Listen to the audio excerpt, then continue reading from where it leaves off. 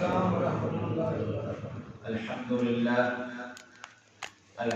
للہ رب العالمین والعاقبۃ للمتقین والصلاة والسلام علی رسولہ محمد وعلی آلہ وأصحابه وأتباعه أجمعين إلى يوم الدين أما بعد قال الله تبارك وتعالى في القرآن المجيد أعوذ بالله من الشيطان الرجيم كل نفس ذائقة الموت۔ معزز سامعین کرام، کائنات کے مالک کا احسان ہے کہ اس نے اس پرفتن دور میں ہمیں دین سیکھنے اور سکھانے کے لیے جمع فرمایا ہے۔ معزز سامعین کرام، موت اس دنیا کے اندر اللہ کا وہ قانون ہے کہ جس سے اللہ کی ذات کے سوا کوئی مستثنا نہیں ہے۔ کمزور و طاقتور، امیر ہو کے غریب، بادشاہ ہو کے رعایا، حاکم ہو کے محکوم، نبی ہو کے ولی، بزرگ ہو کے حکیم، کسی کو بھی موت سے مفر نہیں ہے۔ چنانچہ قرآن کریم کی متعدد آیات میں کائنات کے مالک نے اس بات کی وضاحت فرمائی ہے، بلکہ بعض آیات میں تو کائنات کے مالک نے موت کی عمومیت کو بیان فرمایا ہے۔ کائنات کا مالک فرماتا ہے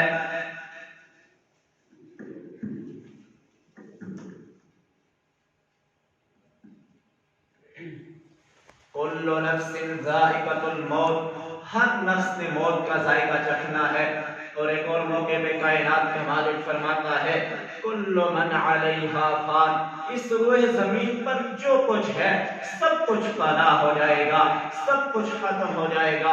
وَيَبْقَى وَجْهُ رَبِّكَ ذُو الْجَلَالِ وَالْإِكْرَامِ، صرف ایک رب ذو الجلال والاکرام ہی کی ذات ہے جو باقی رہے گی۔ باقی اس روئے زمین کے اندر جو کچھ ہے سب ختم ہو جائے گا۔ اِذَا الشَّمْسُ كُوِّرَتْ، جب یہ سورج لپیٹ لیا جائے گا۔ وَإِذَا النُّجُومُ انكَدَرَتْ، جب ستارے بے نور ہو جائیں گے۔ وَإِذَا الْجِبَالُ سُيِّرَتْ، جب یہ پہاڑ چلا دیے جائیں گے۔ اتنے بڑے بڑے پہاڑ قیامت کے دن یہ روئی کی طرح چلا دیے جائیں گے، اڑ جائیں گے، حتیٰ کہ سراب بن جائیں گے۔ یہ زمین کی اونچائی، یہ زمین کی گہرائی سب برابر ہو جائے گا۔ ایک چٹیل زمین ہو جائے گی، ایسی زمین کے جس کے اوپر کوئی ٹیلا نہیں ہوگا، کوئی پہاڑ، کوئی درخت نہیں ہوگا۔ اذا السماء انفطرت، جب یہ آسمان پھٹ جائے گا۔ واذا الكواكب انتثرت، اور ستارے بکھر کر کے گر جائیں گے۔ واذا البحار فجرت، اور جب یہ سمندر پھاڑ دیے جائیں گے۔ واذا القبور بعثرت، اور جب قبریں کھول دی جائیں گی۔ علمت نفس ما قدمت واخرت، ہر نفس جان لے گا کہ اس نے آگے کیا بیچا ہے اور پیچھے کیا چھوڑا ہے۔ کل من علیہا فان، روئے زمین کے اوپر جو کچھ ہے سب ختم ہو جائے گا، سب فنا ہو جائے گا۔ وَيَبْقَى وَجْهُ رَبِّكَ ذُو الْجَلَالِ وَالْإِكْرَامِ، صرف ایک رب ذو الجلال ہی کی ذات کو بقا ہے، ایک رب ذو الجلال ہی کی ذات باقی رہے گی۔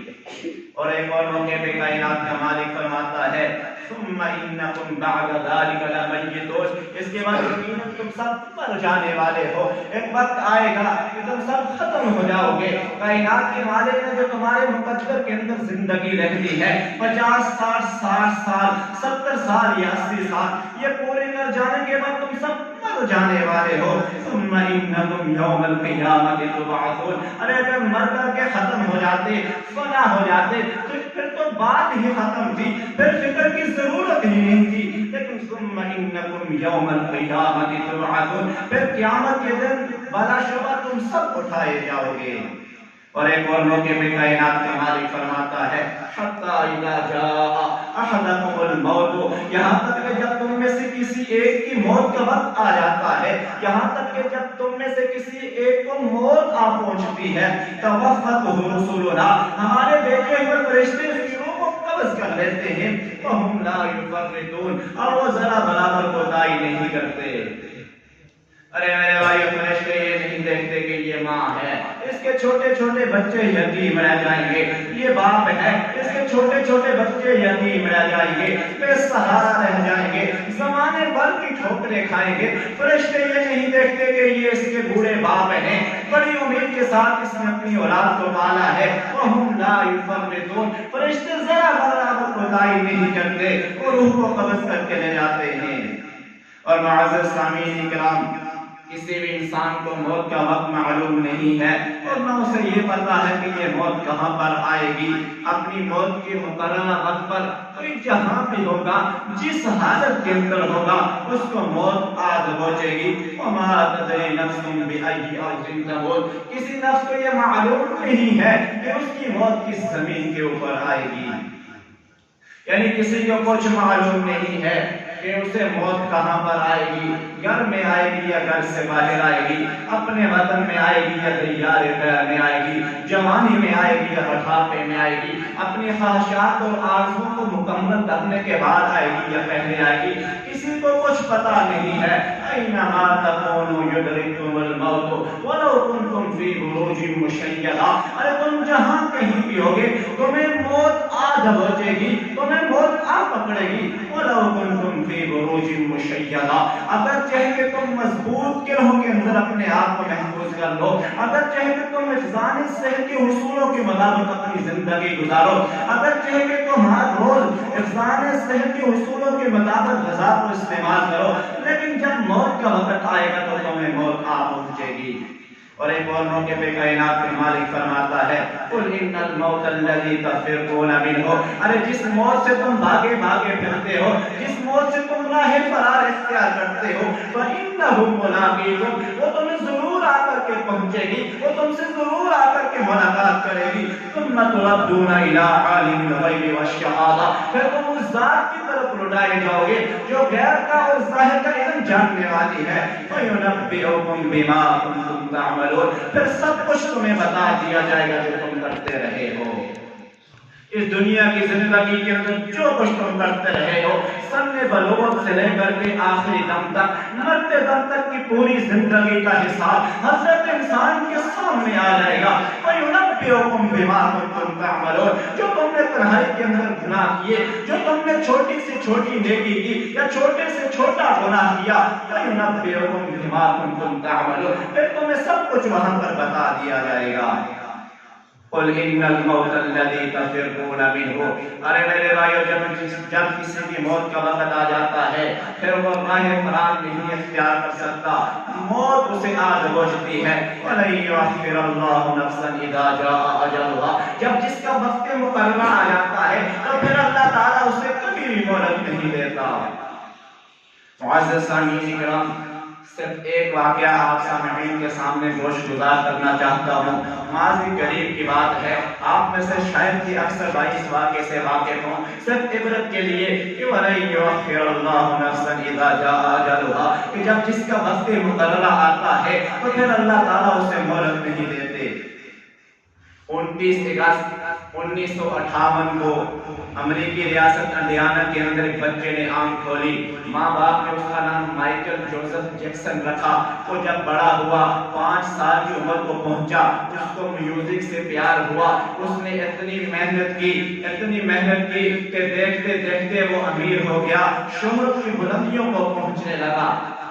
ایک دن اس نے نجومی کو ہاتھ دکھایا, جوتش سے پوچھا کہ میں تجھ سے 2 سوال کرنے لگا ہوں, مجھے ان 2 سوالوں کے جواب چاہیے. نجومی کہتا ہے سوال تو کر, اگر میرے پاس جواب ہوئے تو میں تجھے دے دوں گا. اس نے کہا کہ میں کالا ہوں, میں سیاہ فام ہوں, کیا میں سفید ہو سکتا ہوں, کیا میں گورا چٹا ہو سکتا ہوں. اور دوسرا سوال میرا یہ ہے کہ میں کتنے سال تک زندہ رہوں گا. وہ نجومی اس کو کہتا ہے, پہلی بات تو یہ ہے کہ جہاں تک تیرا تعلق سیاہ فام سے ہے, تو سفید نہیں ہو سکتا.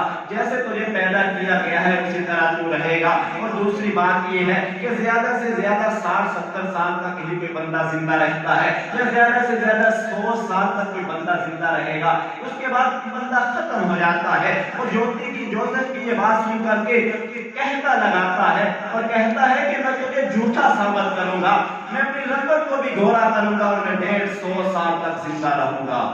چنانچہ اس نے 1987 کے اندر یورپ اور امریکہ کے 55 چوٹی کے سرجری ڈاکٹروں کی خدمات حاصل کی، اور دیکھتے ہی دیکھتے 1987 کے اندر دنیا کے سامنے ایک چٹا اور گورا مائیکل جیکسن نظر آیا۔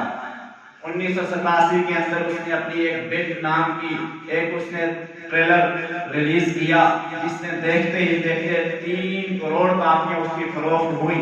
یوں اس نے ڈالروں کے ڈالر کمائے۔ اب اس کی جو دوسری خواہش تھی کہ وہ 150 سال تک زندہ رہنا چاہتا تھا، اس کے لیے وہ عجیب و غریب قسم کی حرکتیں کیا کرتا تھا۔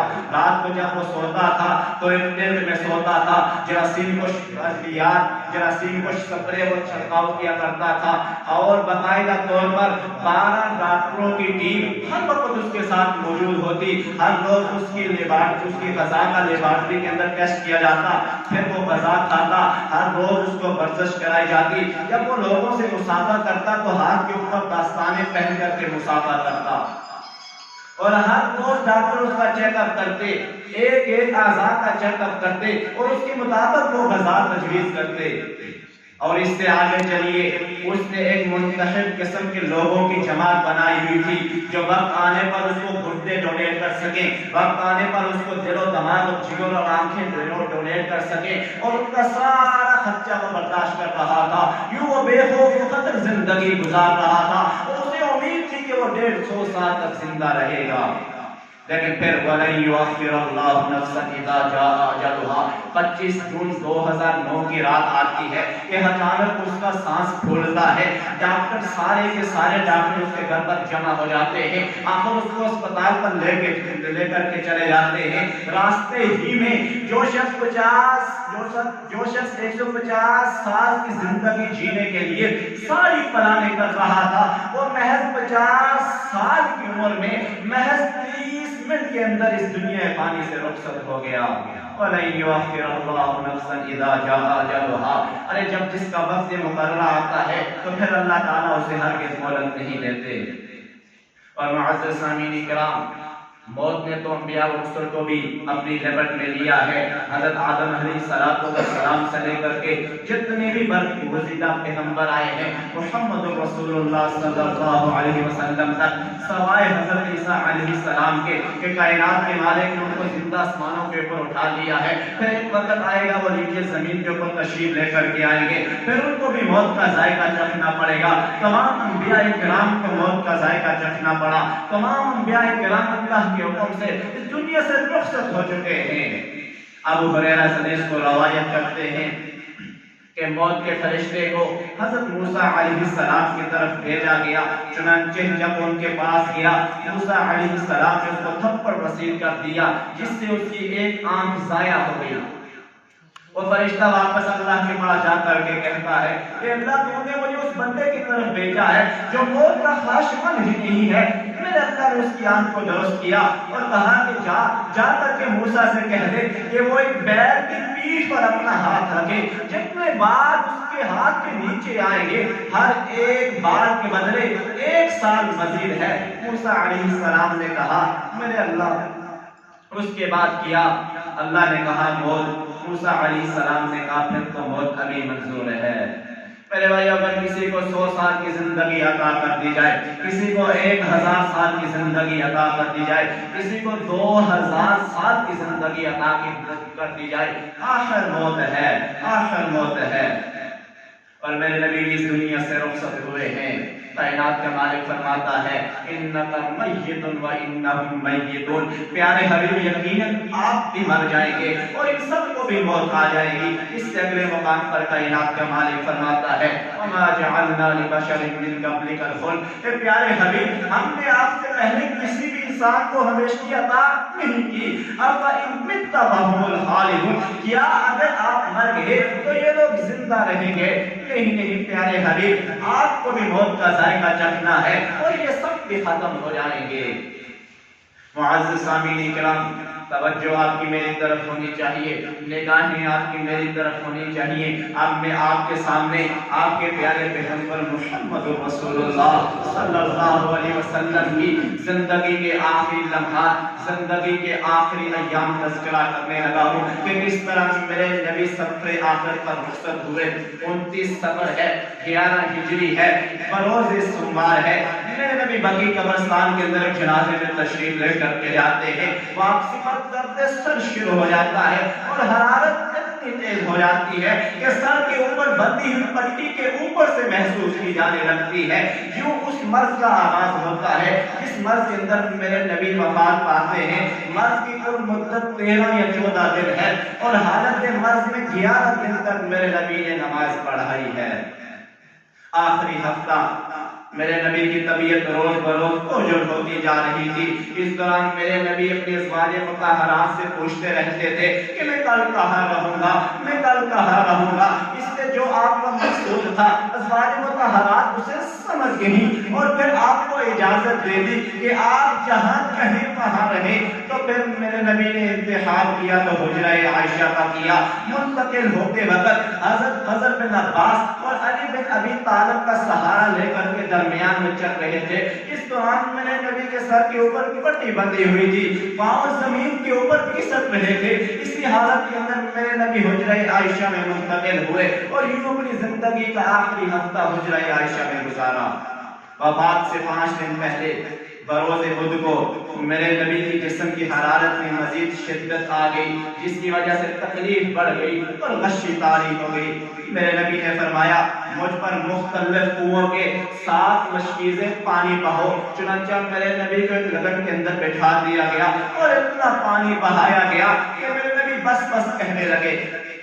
اس کے بعد قدر تحقیق محسوس کی، مسجد کے اندر تشریف لے کر کے آتے ہیں، منبر کے اوپر فروکش ہوتے ہیں، صحابہ کرام میرے نبی کے ارد تشریف فرما ہے۔ میرے نبی نے مختصر خطبہ دے کر کے فرمایا یہود و نصارہ پر اللہ کی لعنت ہو کہ جنہوں نے اپنے انبیاء کی قبروں کو مساجد بنایا۔ پھر میرے نبی فرماتے ہیں ایک بندے کو اللہ نے اختیار دیا کہ وہ یا تو دنیا کی چمک دمک اور زیب و زینت میں سے جو چاہے اللہ اسے دے دے، یا اللہ کے پاس جو کچھ ہے وہ اسے اختیار کر دے۔ تو اس بندے نے اللہ کے پاس والی چیز کو اختیار کیا۔ ابو سعید الخدری رضی اللہ عنہ بیان کرتے ہیں کہ یہ بات سن کر کے ابو بکر صدیق رضی اللہ عنہ رونے لگ جاتے ہیں اور کہتے ہیں کہ یا رسول اللہ ہم سب کے ماں باپ آپ پر قربان، ہم ماں باپ سمیت آپ پر قربان۔ لوگ کہنے لگے کہ اس کو دیکھیے اللہ کے نبی تو فرما رہے ہیں کہ ایک بندے کو اللہ نے اختیار دیا ہے کہ وہ دنیا کی چمک دمک زیب و زینت میں سے جو چاہے اللہ اسے دے دے، یا اللہ کے پاس جو کچھ ہے وہ اسے اختیار کر لے۔ اور اس بندے نے اللہ کے پاس والی چیز اختیار کر لی اور یہ کہہ رہے ہیں کہ ہمارے ماں باپ آپ پر قربان۔ لیکن چند دنوں کے بعد جب یہ بات واضح ہو گئی تو پھر لوگوں کو سمجھ آ گئی کہ ابو بکر صدیق پہلے ہی سمجھ گئے تھے کہ جس بات کی طرف اللہ کے نبی اشارہ کر رہے ہیں، جس بندے کی طرف اللہ کے نبی اشارہ کر رہے ہیں وہ خود محمد رسول اللہ صلی اللہ علیہ وسلم ہے۔ چند دنوں کے بعد جب یہ بات واضح ہو گئی پھر لوگوں کو سمجھ آ گئی کہ ہم میں سب سے زیادہ بصیرت رکھنے والے، علم رکھنے والے ابو بکر صدیق ہیں۔ وفات سے 4 دن پہلے مرض کی شدت کے باوجود بروز جمعرات تک اور نماز مغرب نماز مغرب تک میرے نبی خود امامت کرواتے رہے، بلکہ نماز مغرب میں سورۃ والمرسلات عرفہ پڑھی۔ لیکن جب عشاء کا وقت ہوا مرض کا سبب اتنا بڑھ گیا کہ مسجد میں جانے کی طاقت نہیں رہی۔ میرے نبی فرماتے ہیں عائشہ کیا لوگوں نے نماز ادا کر لی؟ میرے نبی سے کہا جاتا ہے کہ سب لوگ آپ کا انتظار کر رہے ہیں۔ میرے نبی فرماتے ہیں کہ میرے لیے لگن میں پانی رکھ دو۔ چنانچہ میرے نبی کے لیے لگن میں پانی رکھ دیا گیا۔ میرے نبی غسل فرماتے ہیں جب اٹھنا چاہا تو غشی طاری ہو جاتی ہے۔ جب افاقہ ہوا پھر پوچھا کیا لوگوں نے نماز ادا کر لی؟ میرے نبی سے کہا جاتا ہے کہ سب آپ کا انتظار کر رہے ہیں۔ دوبارہ پھر میرے نبی نے حکم دیا کہ میرے لیے لگن میں پانی رکھ دو۔ پھر دوسری مرتبہ یہی کیا گیا۔ تیسری مرتبہ پھر میرے نبی کے لیے لگن میں پانی رکھ دیا گیا۔ میرے نبی نے غسل فرمایا۔ جب اٹھنا چاہا تو غشی طاری ہو گئی۔ جب افاقہ ہوا میرے نبی نے پوچھا کیا لوگوں نے نماز ادا کر لی؟ میرے نبی سے کہا جاتا ہے کہ سب آپ کا انتظار کر رہے ہیں۔ پھر میرے نبی فرماتے ہیں کہ ابو بکر صدیق رضی اللہ عنہ تک یہ پیغام پہنچا دو کہ وہ لوگوں کو امامت کروائیں۔ جو میرے نبی کی زندگی کے اندر مصلی رسول پر کھڑے ہوئے تو ابو بکر صدیق کھڑے ہوئے، اور میرے نبی کی زندگی کے اندر تقریباً 17 نمازیں ابو بکر صدیق نے لوگوں کو پڑھائی ہیں۔ وفات سے ایک دن پہلے بروز اتوار میرے نبی نے اپنے تمام غلاموں کو آزاد کر دیا۔ پاس میں 7 دینار تھے، وہ بھی صدقہ کر دیا۔ اپنے ہتھیار مسلمانوں کو حوالہ کر دیے۔ رات میں چراغ جلانے کے لیے حضرت عائشہ صدیقہ طاہرہ رضی اللہ عنہا نے تیل اور حسن سے ادار لیا، اور آگ کی ایک ذرہ ایک یہودی کے پاس 30 سہ جو کے عوض رحم رکھی ہوئی تھی۔ حیات مبارکہ کا آخری دن، توجہ آپ کی میری طرف ہونی چاہیے، نگاہیں آپ کی میری طرف ہونی چاہیے۔ اب میں آپ کے سامنے آپ کے پیارے پیغمبر محمد رسول اللہ صلی اللہ علیہ وسلم کی زندگی کا آخری دن بیان کرنے لگا ہوں۔ ہمارے ہاں جب کوئی فوت ہو جاتا ہے، ہم اس کی تعزیت کرنے کے لیے تشریف لے کر جاتے ہیں، تو ہم میں سے ہر کسی کی یہ خواہش ہوتی ہے کہ ہمارے بھائی کی زندگی کا آخری دن کیسے گزرا ہے، ہمارے بھائی نے آخری دن کن کن لوگوں سے بات کی ہے۔ ہم اس کے رشتہ داروں سے یہ بات پوچھتے ہیں، اس کے اندر ہمارے اندر ایک اپنائیت ہوتی ہے، ایک محبت ہوتی ہے۔ اس وجہ سے ہم دریافت کرتے ہیں کہ ہمارے پچھلے قبیلے بلاتی محلے کا بندہ جو فوت ہوا ہے، اس کی زندگی کا آخری دن کیسے گزرا ہے۔ اور یہاں پر تو امت کے ساتھ پیار کرنے والے، اپنی امت کے لیے رونے والے، اس دنیا کے اندر رب امتی کی صدائیں لگانے والے، اور قیامت کے دن پورے روز محشر میں صرف ایک ہی ہستی ہوگی، وہ محمد رسول اللہ صلی اللہ علیہ وسلم کی ہستی ہوگی، جو اس وقت رب امتی کی صدائیں لگا رہی ہوگی۔ آج ان کی زندگی کا آخری دن 12 ربیع الاول 11 ہجری بروز سوموار، مسلمان نماز فجر ادا کر رہے ہیں، ابو بکر صدیق امامت کروا رہے ہیں۔ اتنی دیر میں میرے نبی نے حجرہ عائشہ کے پردے کو ہٹایا، صحابہ کرام کے اوپر نظر کو دوڑائی اور تبسم فرمایا۔ ادھر جب ابو بکر صدیق نے دیکھا کہ اللہ کے نبی نے حجرہ عائشہ کے پردے کو ہٹایا ہے، انہوں نے سمجھا شاید یہ اللہ کے نبی نماز کے لیے تشریف لے کر کے آنا چاہتے ہیں۔ وہ اپنی ایڑیوں کے بل پیچھے ہٹنا چاہا، لیکن میرے نبی نے ہاتھ کے اشارے سے منع فرما دیا۔ ابو سعید الخدری رضی اللہ عنہ روایت کرتے ہیں، وہ بیان کرتے ہیں کہ جب ہم نے دیکھا کہ اللہ کے نبی نے حجرہ عائشہ کے پردے کو ہٹایا ہے، ہم اس قدر خوش ہوئے کہ عین ممکن تھا کہ ہم نماز کے اندر فتنے میں پڑ جاتے، عین ممکن تھا کہ ہم نماز کو توڑ کر کے اللہ کے نبی کی عیادت شروع کر دیتے، لیکن اللہ کے نبی نے اپنے ہاتھ کے اشارے سے کہا کہ اپنی نماز مکمل کر لو۔ پھر میرے نبی نے حجرہ عائشہ کے پردے کو نیچے گرا دیا، اور اس کے بعد کسی دوسری نماز کا وقت میرے نبی کی زندگی میں نہیں آیا۔ دن چڑھا، چاش کا وقت ہوا، میرے نبی نے اپنی لحظ جگر فاطمہ رضی اللہ عنہا کو بلایا اور ان سے سرگوشی کرتے ہوئے فرمایا، بیٹی میں تو اسی حالت مرض میں وفات پا جاؤں گا۔ یہ سن کر کے بیٹی رونے لگ جاتی ہے، دوبارہ پھر سرگوشی کرتے ہوئے کہا، بیٹی میرے بعد میرے اہل و عیال میں سے تو سب سے پہلے میرے پیچھے آئے گی۔ یہ سن کر کے بیٹی ہنسی۔ پھر اس کے بعد میرے نبی نے اپنی ازواج مطہرات کو بلایا، انہیں وصیت فرمائی۔ پھر میرے نبی نے حسن و حسین کو بھی بلایا، چھوٹے چھوٹے حسن و حسین میرے نبی کے نواسے، میرے نبی نے ان کو چوما، ان کو بوسہ دیا۔ آج آخری الوداعی ملاقاتیں ہو رہی ہیں، آج آخری بوس و قرار ہو رہا ہے، آج اپنے نواسوں کے ساتھ آخری ملاقات ہو رہی ہے۔ وہ نواسے کے جنہیں میرے نبی نے اپنی زندگی میں اپنی جان سے بھی بڑھ کر کے چاہا۔ ایک دفعہ میرے نبی صحابہ کرام کی مجلس میں تشریف لا رہے تھے، ایک کندھے کے اوپر حسن ہے، ایک کندھے کے اوپر حسین ہے۔ میرے نبی کبھی حسن سے پیار کر رہے ہیں، کبھی حسین سے پیار کر رہے ہیں۔ صحابی رسول یہ منظر دیکھ کر کے کہتے ہیں کہ اللہ کے نبی آپ ان سے پیار کرتے ہیں۔ میرے نبی نے فرمایا جو حسن و حسین سے پیار کرے گا وہ مجھ محمد سے پیار کرتا ہے، جو حسن و حسین سے بغض رکھے گا وہ مجھ محمد سے بغض رکھتا ہے۔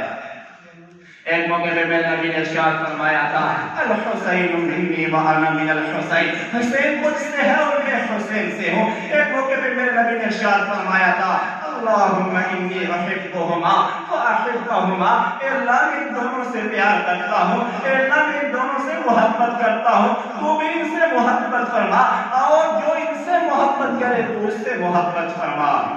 من احب الحسن والحسین فقد احبنی، جو حسن و حسین سے محبت کرے گا اور مجھ محمد سے محبت کرتا ہے، ومن احبنی فقد احبہ اللہ، اور جو مجھ محمد سے محبت کرتا ہے اللہ اس سے محبت کرتا ہے۔ آج ان نمازوں کے ساتھ الوداعی ملاقاتیں ہو رہی ہیں، میرے نبی نماز پڑھا رہے ہیں، سجدہ لمبا ہو جاتا ہے، صحابی رسول اٹھ کر کے دیکھتا ہے، اسے تشویش ہو جاتی ہے کہ کہیں اللہ کے نبی اللہ کے پاس تو نہیں چلے گئے۔ جب صحابی اپنا سر اٹھا کر کے دیکھتا ہے، کیا منظر دیکھتا ہے کہ حسن یا حسین میں سے کوئی ایک بھائی میرے نبی کی پیٹھ کے اوپر کھیل رہا ہے اور میرے نبی سجدے کو لمبا کر دیا ہے۔ میرے نبی نے یہ گوارا نہیں کیا کہ میں حسن یا حسین کوئی ان میں سے کوئی ایک تھا اس کو نیچے اتار کے کر کے اپنا سر سجدے سے اٹھاؤں، جب تک وہ کھیلتا رہا میرے نبی نے اپنے سجدے کو لمبا کیا۔ آج حسن و حسین سے الوداعی ملاقاتیں ہو رہی ہیں، الوداعی بوسو کنار ہو رہا ہے۔ ادھر لمحہ بلمہ میرے نبی کی تکلیف بڑھتی جا رہی تھی اور اس زہر کا اثر بھی ظاہر ہونا شروع ہو گیا تھا جسے میرے نبی کو خیبر میں کھلایا گیا تھا۔ میرے نبی فرماتے ہیں عائشہ آج میں اس کھانے کا اثر برابر محسوس کر رہا ہوں اور مجھے یوں محسوس ہو رہا ہے کہ جیسے اس زہر کے اثر سے میری رگیں جان کٹی جا رہی ہے۔ پھر میرے نبی صحابہ کرام کو وصیت فرماتے ہیں الصلاۃ الصلاۃ وما ملکت ایمانکم، نماز نماز اور تمہارے زیر دست یعنی غلام اور لونڈیاں۔ بار بار میرے نبی نے یہ الفاظ دہرائے۔ پھر زندگی کا آخری لمحہ آ جاتا ہے، نزاعت عالم آ جاتا ہے، میرے نبی کا سر عائشہ رضی اللہ عنہا کی گود کے اندر ہے۔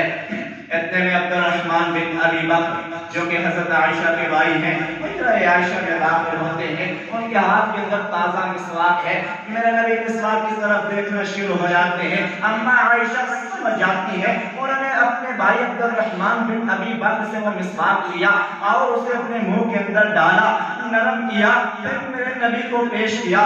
میرے نبی مسواک کر رہے ہیں، ساتھ میں پڑا ہوا ایک پیالہ ہے، اس کے اندر پانی ہے، بار بار میرے نبی ہاتھ اس کے اندر ڈبو رہے ہیں اور اپنے چہرے مبارک کو صاف کر رہے ہیں اور فرما رہے ہیں لا الہ الا اللہ ان للموت سکرات، لا الہ الا اللہ ان للموت سکرات، بے شک موت کے لیے بڑی سختیاں ہیں، بے شک موت کے لیے بڑی سختیاں ہیں۔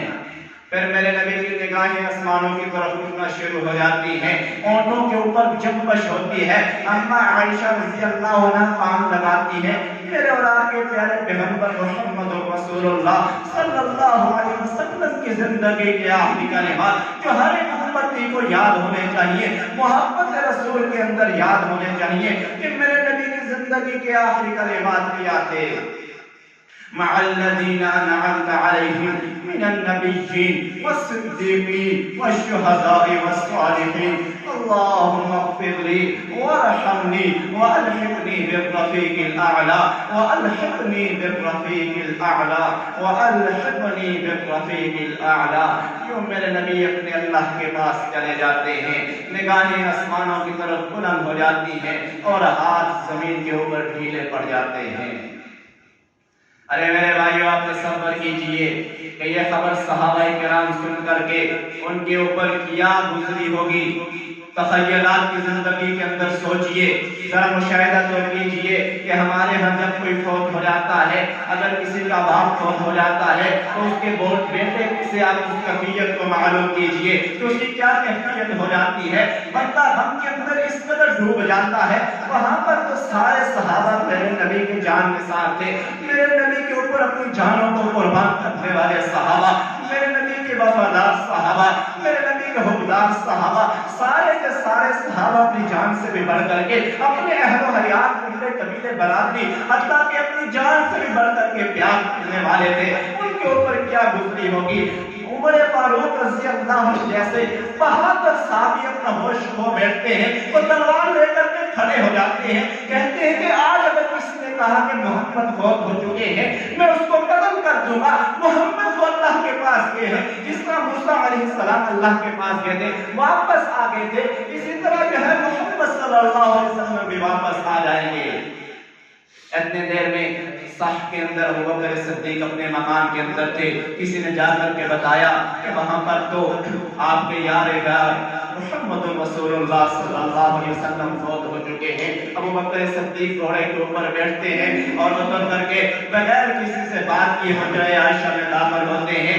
میرے نبی کے اوپر یمنی دار سفید چادر تھی، ابوبکر صدیق اس کو ہٹاتے ہیں، میرے نبی کا بوسہ دیتے ہیں، میرے نبی کو بوسہ دیتے ہیں اور کہتے ہیں اللہ کی قسم جو موت اللہ نے آپ پر لکھ دی تھی وہ موت یقیناً آ چکی ہے، آپ پر دو موتیں جمع نہیں ہو سکتی۔